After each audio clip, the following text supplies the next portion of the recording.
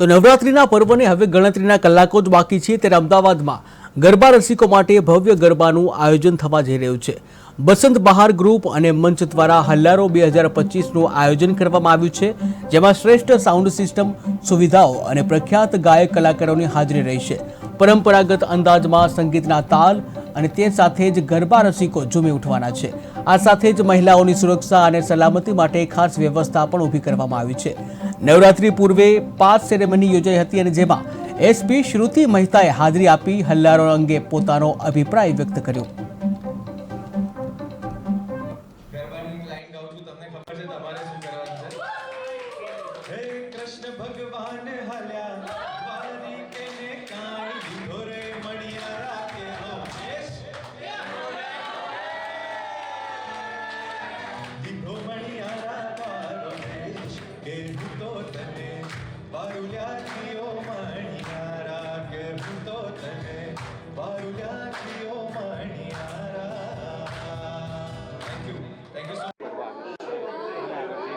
આયોજન કરવામાં આવ્યું છે।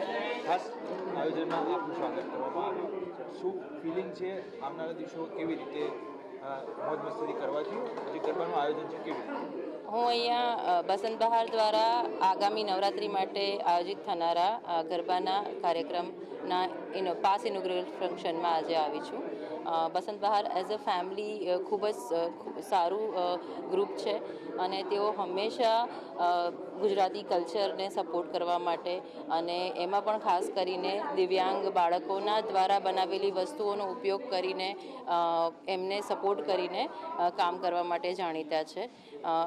તો બસંત બહાર અને મંચ બંનેના સહયોગથી હવે જે નવરાત્રિનું સેલિબ્રેશન બસંત બહાર બોપલ ખાતે થવા જઈ રહ્યું છે એમાં ખૂબ જ ઉત્સાહથી બધા ભાગ લે અને જે ગુજરાતની પરંપરા છે, ગરબા છે કે જે 9 દિવસ માતાજીની આરાધના માટે આપણે બધા સાથે મળીને રાસ રમીએ છીએ, ગરબા કરીએ છીએ।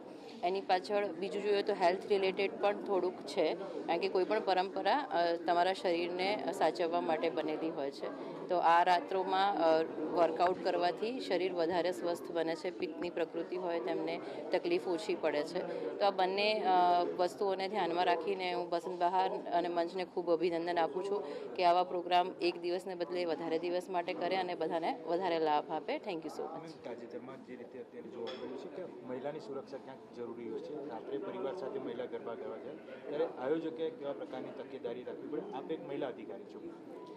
બેઝિકલી મહિલાઓ પોતે પહેલાં તો સપોર્ટ જે એમને જરૂરી છે એના વિશે જાણે। અત્યારે ગુજરાત સરકાર દ્વારા 112 કરીને નવી હેલ્પલાઇન, બધી હેલ્પલાઇન ક્લબ કરીને બનાવવામાં આવેલી છે।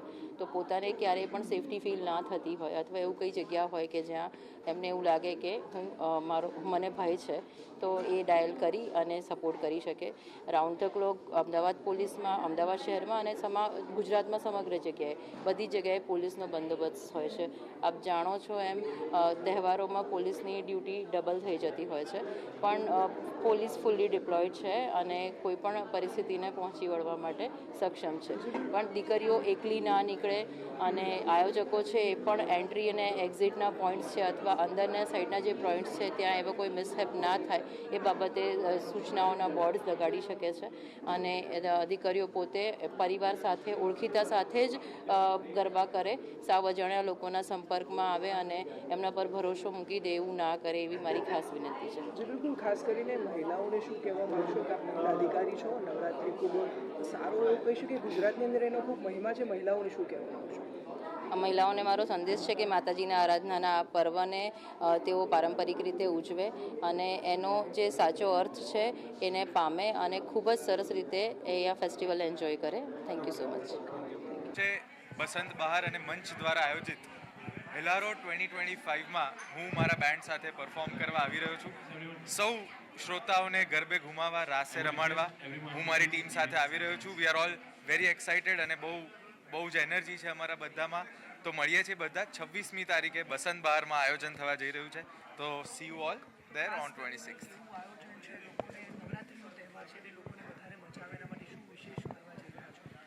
અમારા બેન્ડની વિશેષતા એ છે કે અમે બહુ જ ટ્રેડિશનલ, બહુ જ પારંપરિક ગરબા બહુ જ યુનિક વેમાં એક સરસ પરફોર્મન્સ સાથે અમે લોકો પ્રસ્તુત કરીએ છીએ.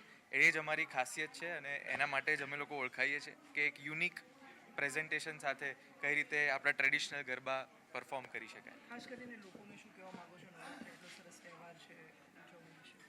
લોકોને જ કહેવા માંગુ છું કે એક ટ્રેડિશનલ એલિમેન્ટ જે છે એને ક્યારેય આપણે ભૂલવાનો નથી. એટલે માતાજીના ગરબા છે, નવરાત્રિનો ઉત્સવ છે, તો આપણે એ ટ્રેડિશન સાથે એને માણીએ, સેલિબ્રેટ કરીએ. એ જ મારી સૌને અપીલ છે. Thank you. આયોજન કરવામાં આવ્યું છે, ખાસ આયોજનમાં આપનું સ્વાગત કરવામાં આવ્યું.